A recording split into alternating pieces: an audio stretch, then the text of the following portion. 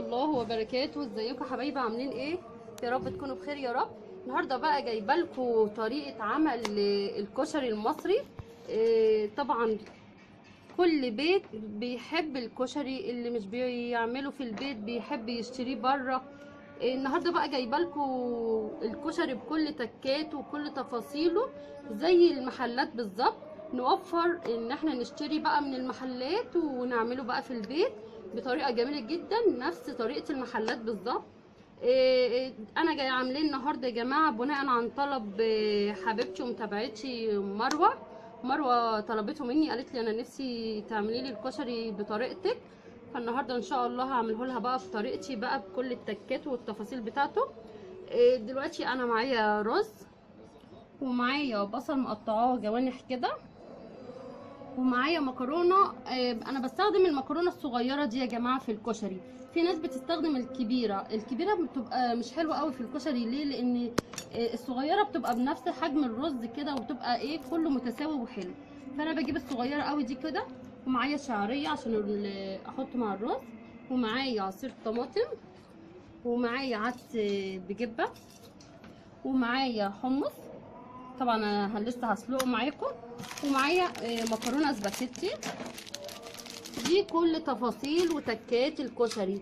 بس اهم حاجه بقى في طريقه التحضير هقول لكم بقى ازاي نعمله بطريقه حلوه خالص، ما يخليناش نكسل ان احنا نعمله والخلطه اللي بتبقى في الكشري وبتخلينا نكسل دي هقول لكم ازاي تعملها بطريقه سهله جدا. يلا بينا.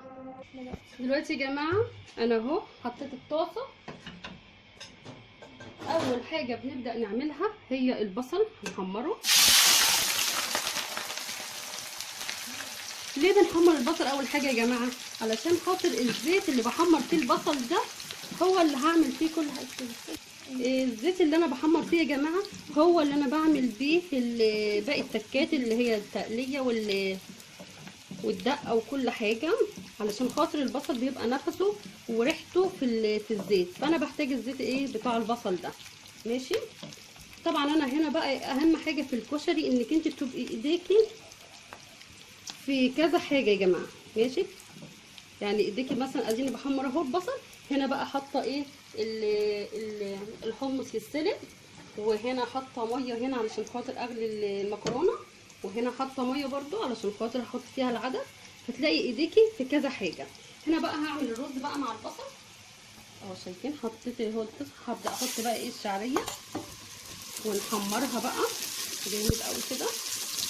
تبقى ايدك في كذا حاجه علشان ما تحسيش انك انت بتعملي ربكه وحاجه هنا وحاجه هنا، فتحسي بربكه هو اللي بيخلينا نكسل وبنشتري الجاهز بره. انت لما تبقي ايدك في كذا حاجه مثلا هنا وهنا وهنا هيبقى سهل عليكي. يعني ما تستنيش مثلا تحمري البصل بعدين تعملي الرز بعدين لا، كذا حاجه. يعني شايفين البوتاجاز كله مليان حاجات. خلاص نحمر بقى البصل لحد ما تصفر معانا وتحمر كده وتبقى جميله جدا اهو. وهنا الشعريه برده احمر بقى وارجع لكم اهو يا جماعه. الشعريه بتاعتي احمرت اهي، شايفين. هبدا بقى انزل في الرز بتاعي.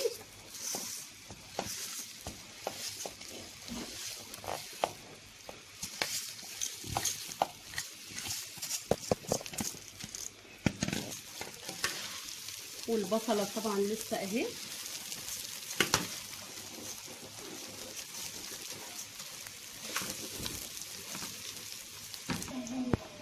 دلوقتي يا جماعه اهو الرز بتاعنا خلاص اتفلفل وبقى جميل جدا. هبدا احط بقى الميه بتاعتي كده، وهنحط الملح بقى، شويه ملح كده صغيرين اهو، لو احتاج نحط تاني.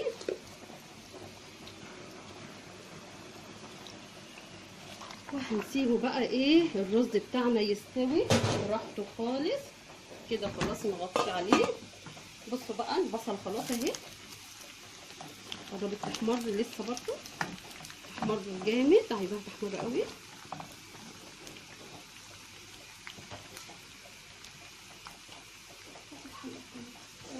اهي البصله خلاص احمرت يا جماعه اهو. بصوا هنبدا بقى نصفيها. يلا بينا اهو بصوا حاطه هنا مصفايه خلاص. هبدا بقى ايه احط بقى ايه البصل بتاعنا كله كده يتصفى جامد قوي من الزيت.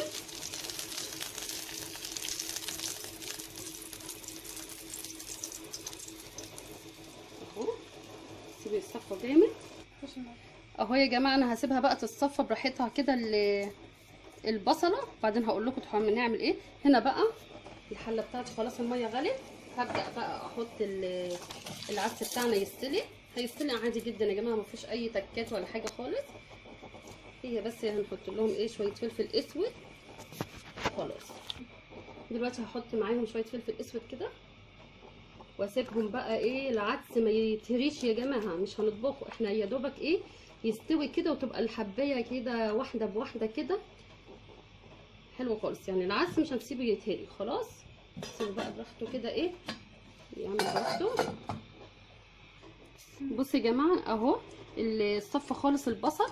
سر القرمشه بتاعت البصل بقى ان انا ايه هحطه بقى على ورق هنا بالطريقه دي، وهسيبه تحت المروحه كده ينشف خالص. هو ده بقى سر القرمشه بتاعت البصل بتاع الكشري، ان انتي بتحطيه على ورقه علشان خاطر يشرب الزيت، يصفى من الزيت خالص كده، ونحطه تحت مروحه علشان خاطر ينشف خالص. اوكي دلوقتي يا جماعه اهو انا حطيت بقى حله وحطيت فيها معلقتين من الزيت اللي احنا حمرنا فيهم البصله عشان خاطر ريحه البصل تبقى فيها. وحطيت بصل هنا عشان نعمل ايه الدمعه بتاعه الكشري. هنا بقى الميه بتاعه المكرونه اهي غلت.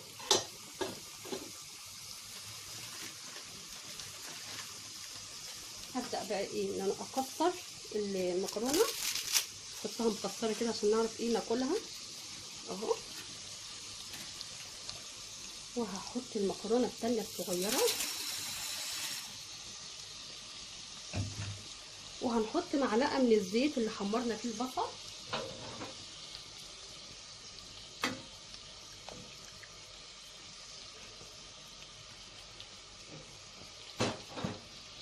ونحط شويه ملح عشان خاطر المكرونه تبقى حقيقه وحلوه.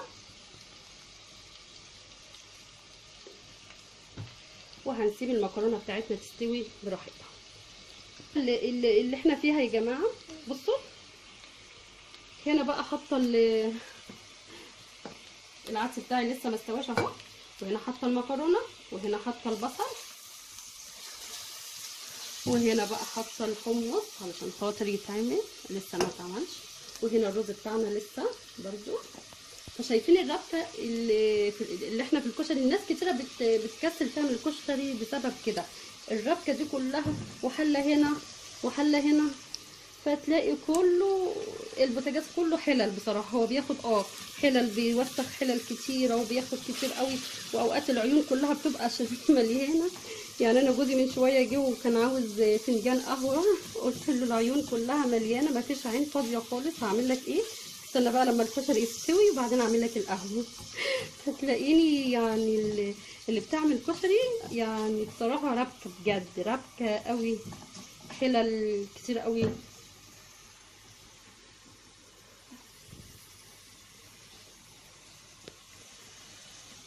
طبعا المكرونه هنسيبها بقى ايه كل شويه نيجي نقلبها علشان خاطر ما تتعجنش مننا وتبقى ايه لازقه في بعضيها. فانا حطيت المكرونه الطويله والمكرونه الصغيره كلها مع بعضيهم هنا خلاص. والبصله بتاعتي هنا ايه تبدا بس ايه تصفر كده، وهقول لكم انا بعمل ايه. خلاص. طبعا محضره هنا عصير الطماطم اهو. والعدس يا جماعه قلنا مش عاوزين يتهري، فنجيب ونبص عليه نلاقيه كده الحبايه كده خلاص قربت تجي بقت حلوه. هي لسه بقى عايزه تاني، فعشان خاطر الحبايه ما تتهريش مننا تبقى يا دوبك ماسكه نفسها كده وحلوه ومتماسكه خلاص. هنا البصل بقى اهو، والرز بقى نطمن على الرز.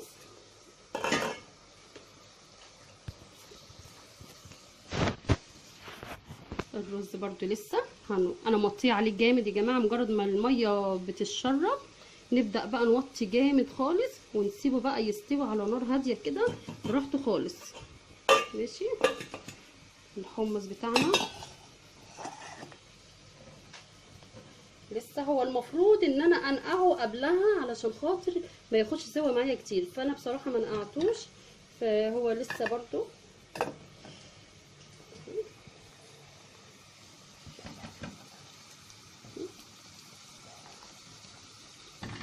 اهو. لسه بقى البصله تحمر وهرجع لكم دلوقتي يا جماعه. اهي البصله بتاعتي بدات ايه تصفر بس كده اهو. هبدا اعمل ايه بقى؟ هحط حته من التومه كده اهو، حته صغيره كده، وهنبدا بقى نقلبها مع البصله.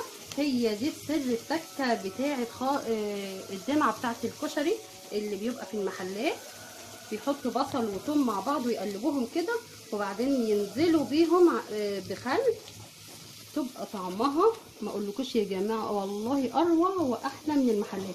انا اوقات بعمل الكشري دي ببعت لجيراني، والله العظيم بتحلف ان هو احلى من المحلات اللي احنا بنشتريها. هتشوفوه بقى وهتجربوه على طريقتي وهتدعولي وهتقولوا بجد احنا بطلنا نشتري من المحلات وبقينا نعمله. هو ربكه، شايفين الربكه اللي انا فيها بقى؟ البوتاجاز كله، الحلل كلها اللي على البوتاجاز دي، الربكه دي كلها بقى الله يكون في عون المواعين. زي ما انتم متعودين مني، مجرد ما تحمر كده بنبدا نحط ايه شويه فلفل اسود وكزبره ناشفه. هبدا بقى احط ايه شويه فلفل اسود، شويه كزبره. الكشري مش عايز يا جماعه التوابل اللي احنا بنحطها للحاجات التانية، هو يا دوبك فلفل اسود وكزبره والدقه طبعا بنحط لها كمون وحاجات من دي عشان خاطر ما يبقاش اوفر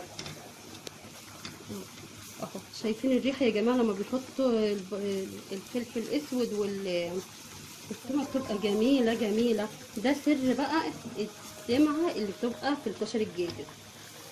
وطبعا هنا اللي لسه ما استواش برده بياخد وقت على فكره. العدس بجبه ده غير العدس الاصفر. والمكرونه قربت تستوي اهي شويه وهرفع عليها اهو. هنقلب بقى لحد ما ايه تشوح كده، وبعدين ننزل بايه بعصير الطماطم اهي يا جماعه. حمرت خلاص، هبدا انزل بقى ايه بعصير الطماطم.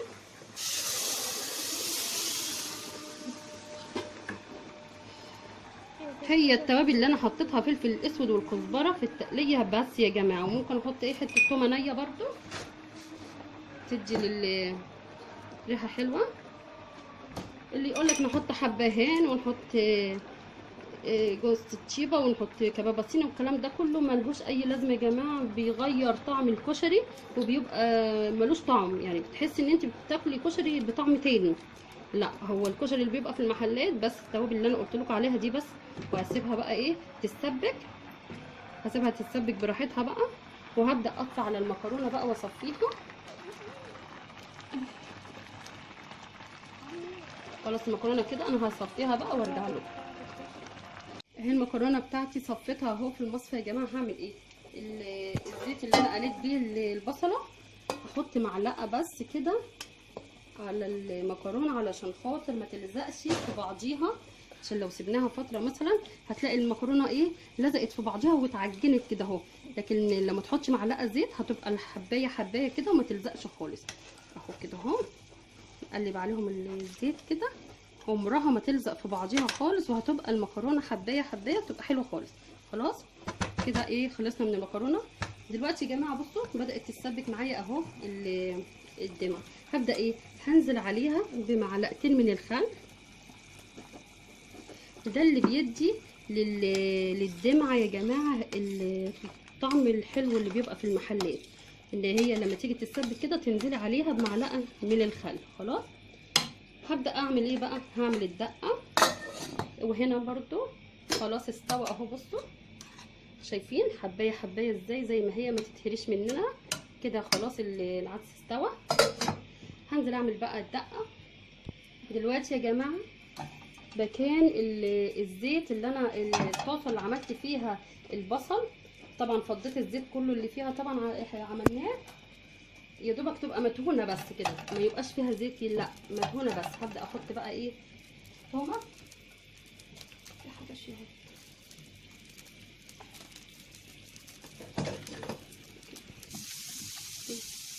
وهنحط نقلب بقى التومه، مش عايزاها لا تصفر ولا تستوي ولا حاجه خالص، وهي نيه كده بيضه كده. هنشوف هعمل فيها ايه. خلاص، وهي كده يا جماعه، يا دوبك بس نشوحها بس كده في الطاسه مكان الزيت، ومش هنحط زيت ولا حاجه اهو، مكان الطاسه بس كده اهو، يا دوبك كده. هبدا انزل بقى بالخل اهو، شايفين؟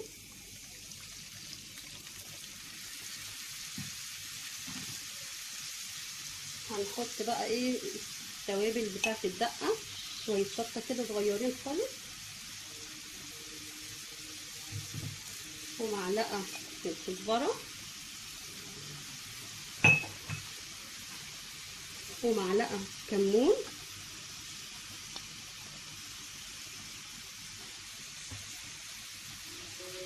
ومعلقه من الفلفل الاسود،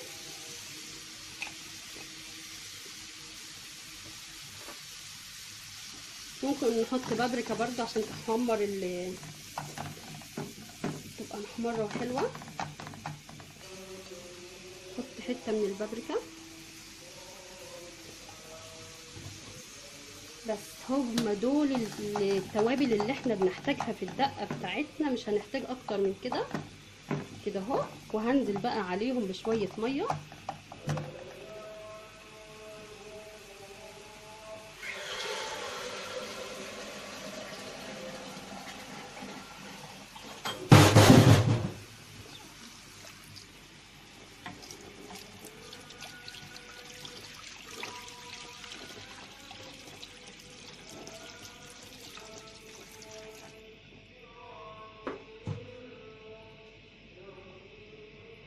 كده اهو يا جماعه.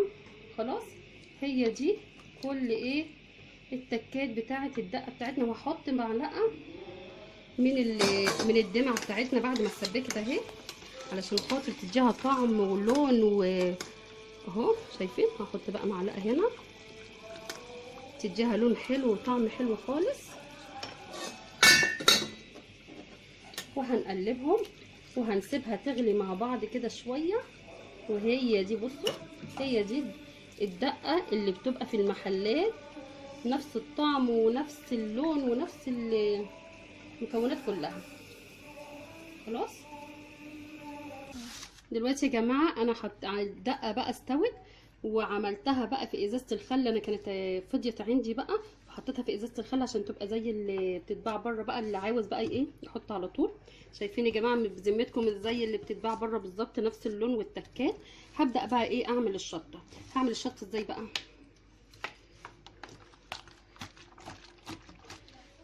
هجيب بقى ايه، هي لسه سخنه،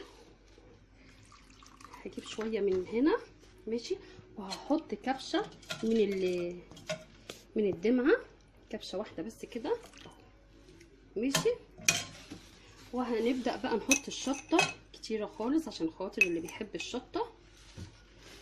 وهي دي الشطه اللي بتبقى في المحلات يا جماعه، شايفين اهو. اللي عاوز يتقل بقى يحط تاني شطه، بتبقى واخده من الدمعه وواخده من الدقه، ويكتروا بقى الشطه، يحطوا شطه كتيره كده. وهي دي الشطه اللي بتبقى في المحلات، وهي دي بقى الدقه بتاعتنا. وكده الكشري بتاعنا كله استوى. نحط بقى في طبق التقديم. دلوقتي يا جماعه اهو الكشري بتاعي كله خلص اهو. البصله بتاعتنا اهي خلصت، والدمعه والحمص والرز، شايفين البوتاجاز كله مليان حلة، ربكه ودبكه وكل حاجه. بصوا دلوقتي هبدا ايه احط بقى في طبق التقديم.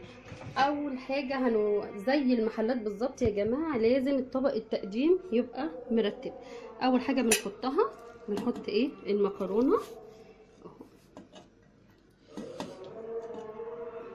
نحط المكرونه كده في القعر كده بتاع الطبق، كتر كده تبقى شامله ايه، طويله وصغيره وكل حاجه. خلاص، وبعد كده نبدا نحط الرز بتاعنا علشان خاطر يبقى زي المحلات بالظبط. ما هو مش تحطه وبس، برضو لازم الطبق التقديم يبقى ليه تكاته. طبعا هما بيحطوا لك يا دوبك رز، يا دوبك معلقه واحده بس، مش بيتوصوا بيه زينا كده، احنا بنتوصى بيه ونعمل كل حاجه. هبدا بقى نحط ايه العدس اهو كده. العدس ايه بالطريقه دي.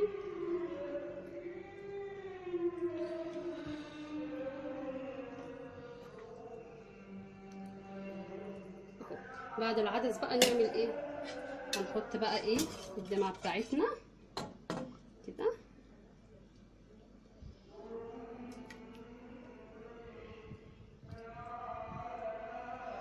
بعد الدمعه بقى نبدا نحط البصل بتاعنا كده وش كده عشان يبقى جميل قوي. وبعد كده هنبدا نحط الحمص بتاعنا، هنصفيه من الميه كده كويس قوي. هنحط كده